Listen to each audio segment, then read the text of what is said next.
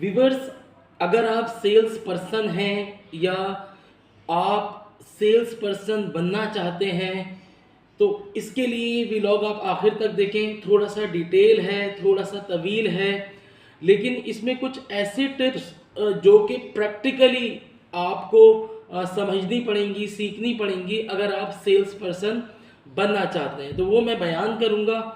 तो कोशिश करें कि इस वीडियो को आखिर तक देखें। किताबों में, गूगल पर और मुख्तलिफ़ जगहों पर अगर आप सर्च करेंगे तो बहुत सारी डिटेल आपके पास आ जाएगी और उसके अंदर बहुत सारी चीज़ें आपको बताई जा रही होंगी कि जो क्वालिटीज़ होनी चाहिए एक सेल्स पर्सन की। लेकिन मैं आपको प्रैक्टिकली जो चीज़ें सबसे ज़्यादा मेन रोल प्ले करती हैं सेल्स को कंप्लीट करने में या क्लाइंट को मैच्योर करने में, उनमें से सिर्फ 4 से 5 बुलेट्स आपको बताऊंगा जो कि बहुत ज़रूरी हैं। अगर आप इन 4-5 को सीख गए तो बाकी आप खुद ब खुद ही लर्न करते जाएंगे जब भी आप इस प्रोफेशन में जाएंगे। नंबर 1, किसी भी सेल्स पर्सन के लिए सबसे पहली चीज़ जो होती है वो उसकी अपीयरेंस होती है। अगर आपकी अपीयरेंस बेहतर है तो आप समझ लें फर्स्ट स्टेप ऑफ सेल पहुंच गए। मीन्स कि आपका गेटअप बेहतर है, आपकी दाढ़ी, ब्रेड, ड्रेसअप बहुत ज़्यादा अच्छा नहीं, पैंट कोट टाई वगैरह की ज़रूरत नहीं है। जो भी पहने, टी शर्ट्स पहने, जॉगर्स पहने, ग्लासेस लगाएं, लेकिन थोड़ा सा आपकी जो बॉडी शेप है वो थोड़ा सा रिफाइन ज़रूर नज़र आना चाहिए। पहली चीज़ जो फर्स्ट इंप्रेशन है। नंबर 2, आपकी कम्युनिकेशन स्किल्स अच्छी होनी चाहिए। अगर आपकी टोनल क्वालिटी अच्छी होगी, आपकी कम्युनिकेशन स्किल्स अच्छी होंगी और आप क्लाइंट को या सामने जो नीड है जिसको उस प्रोडक्ट्स की, उसको बहुत अच्छे से अपनी प्रोडक्ट या सर्विसेज की डिटेल को कन्वे करने में कामयाब होंगे कि वो आपकी बात सुने। हम पाकिस्तान में रहते हैं क्योंकि आपको पता है यहाँ का ट्रेंड थोड़ा सा डिफरेंट है, क्योंकि ये डेवलपिंग कंट्रीज़ है, यहाँ पर हर चीज़ में बड़ा चैलेंज है, झूठ भी है, हर सारी चीज़ें हैं जो बोलनी पड़ती हैं लोगों को। लेकिन आपने कुछ भी करके अपनी कम्युनिकेशन को रिफाइन रखनी है और उससे मुख्तसर गुफ्तगू करनी है। बहुत ज़्यादा अपनी प्रोडक्ट सर्विसेज की डिटेल बताना नहीं शुरू हो जानी है, आपने थोड़ा सा बोलना है और फिर उसको मौका देना है कि वो थोड़ा सा बोले। नंबर 3, आपकी जो भी प्रोडक्ट हो, जो भी सर्विसेज हो, उसको आपने बिल्कुल राइट ऑडियंस को टारगेट करना है। ऐसा नहीं है कि वो, मैं बड़ी अजीब सी मिसाल है, मैंने देखा है कि लोगों को नौकरी की ज़रूरत होती है और वो मोहल्ले में लोगों से कह रहे होते हैं, कज़न्स को कह रहे होते हैं, इवन कि किसी की शॉप है जहाँ जाते हैं दोस्त, उनको कह रहे होते हैं यार कोई जॉब हो तो बता दें। लेकिन वो ऑनलाइन जाके ऑनलाइन वेबसाइट्स के ऊपर सर्च नहीं कर रहे जो कि राइट प्लेटफॉर्म है जॉब सर्च करने का। तो ये एग्जाम्पल इसलिए दिए कि जो भी आपकी प्रोडक्ट हो, जो उसकी राइट ऑडियंस हो, उसको अप्रोच करें, वो मिच्योर होगी। अगर उसमें आप 20 को अप्रोच करेंगे तो 2-3 मिच्योर हो जाएंगी।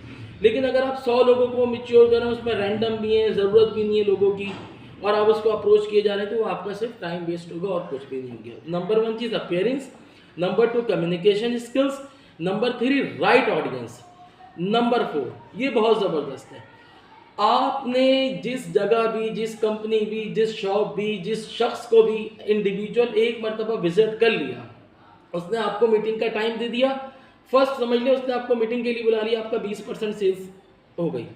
उसने आपकी बात सुन ली पूरी डिटेल में, अच्छे से आप मुतमईन करके उठ गए, आप समझ लें आपकी 40% सेल मैच्योर हो गई। 60 और 80% सेल्स जब मैच्योर होगी, जब आप इस सारे प्रोसेस से गुजर के, मतलब वेल ड्रेसअप होके उसके पास गए, उसको अपनी प्रोडक्ट की डिटेल कन्वे की, इस चीज़ को जज कर लिया कि ये राइट ऑडियंस है।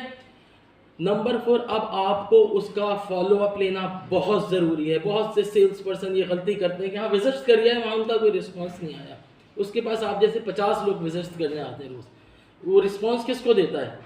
जो उसको फॉलो अप रखता है, जो उसको एक हफ्ते बाद एक टेक्स्ट कर दिया, 7 दिन बाद सारे कॉल कर दी, 1 मिनट की कोल्ड कॉलिंग जिसे कहते हैं। कोई भी प्रोडक्ट हो, कोई भी सर्विसेज हो आपकी, आपने देखा नहीं रिस्पॉन्स आया, 20 दिन बाद आपने एक और टेक्स्ट छोड़ दिया, sir how are you, I am waiting your response.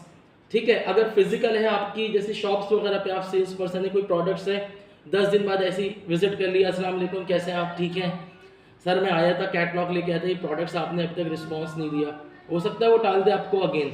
तो आपने फॉलो अप रखना है।